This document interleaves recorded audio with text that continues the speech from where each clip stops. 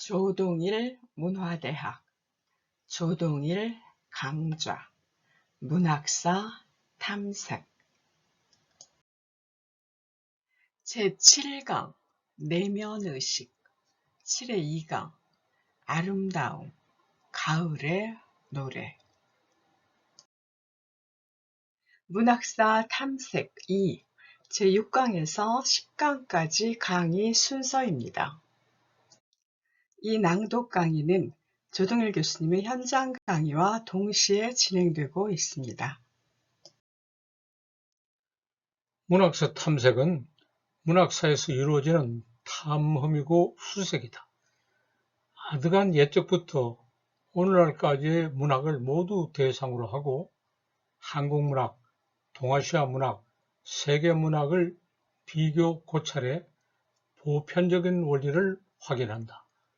과거의 문학에 대한 탐색을 현재의 시점에서 진행해 미래를 창조하는 지침으로 삼는다. 봄, 여름, 가을, 겨울 이 네 계절을 노래한 시가 많다.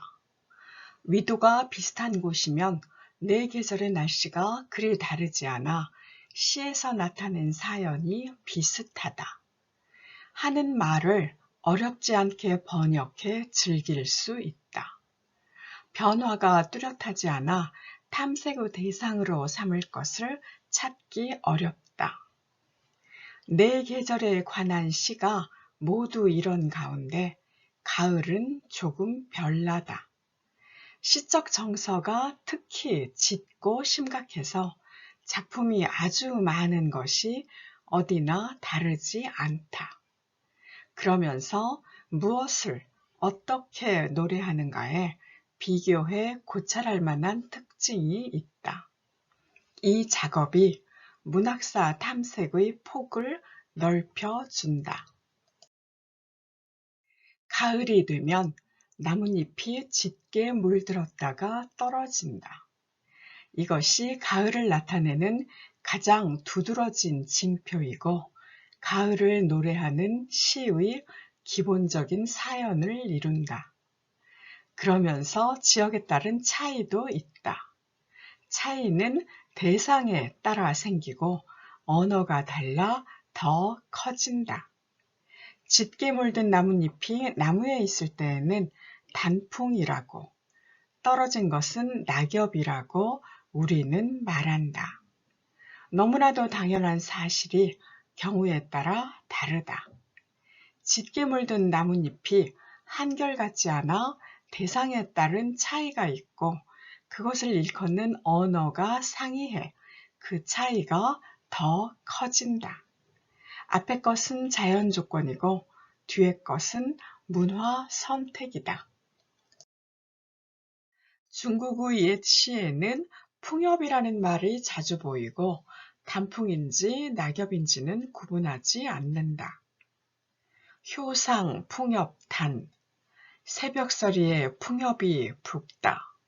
사령운 만출 서사당이라고 할 때에는 단풍이다.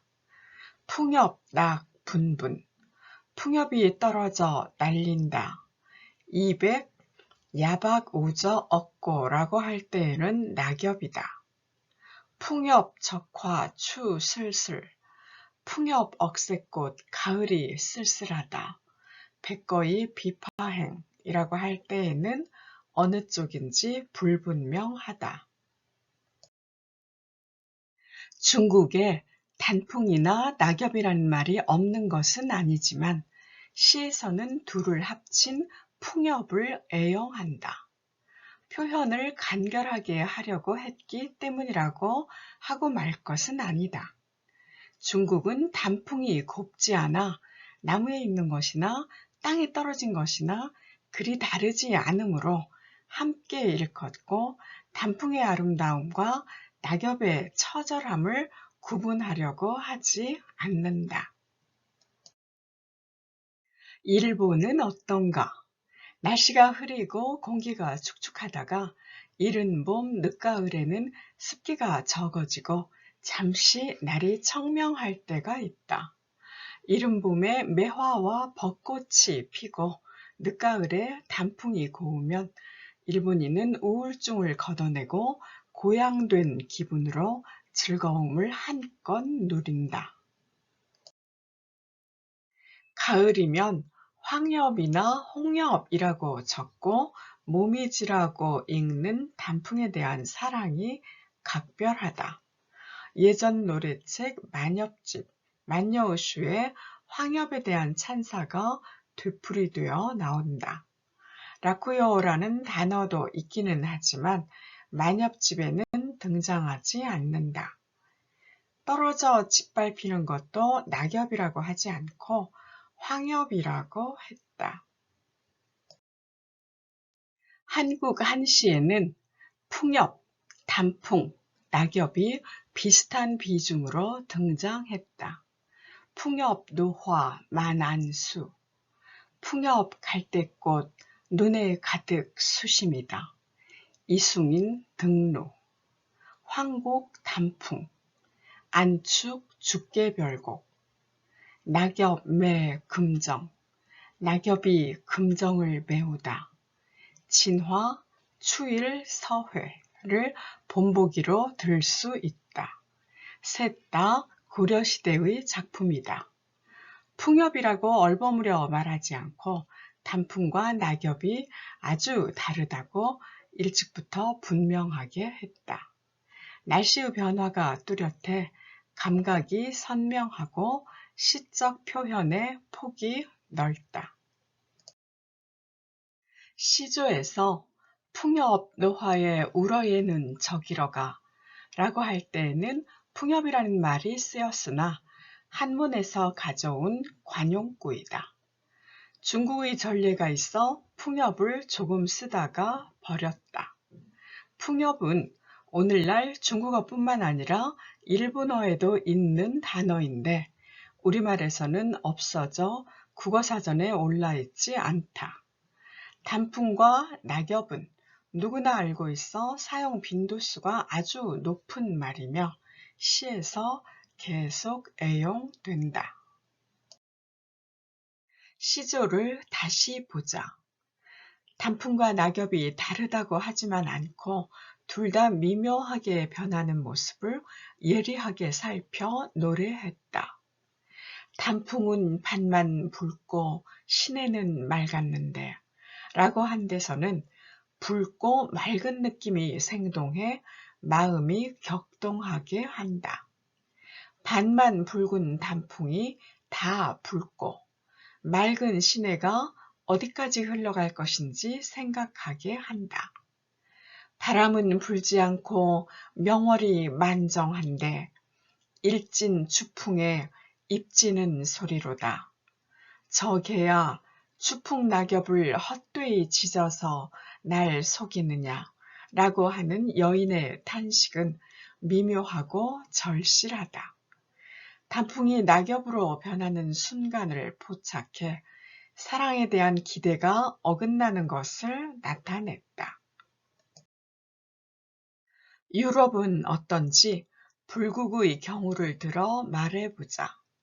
불어에는 단풍을 뜻하는 단어가 없어 일본과는 반대이다. 낙엽을 피유모르트라고 하는 말은 흔히 쓰고 중요한 시어로 삼는다. 이것은 직역하면 죽은 잎이다.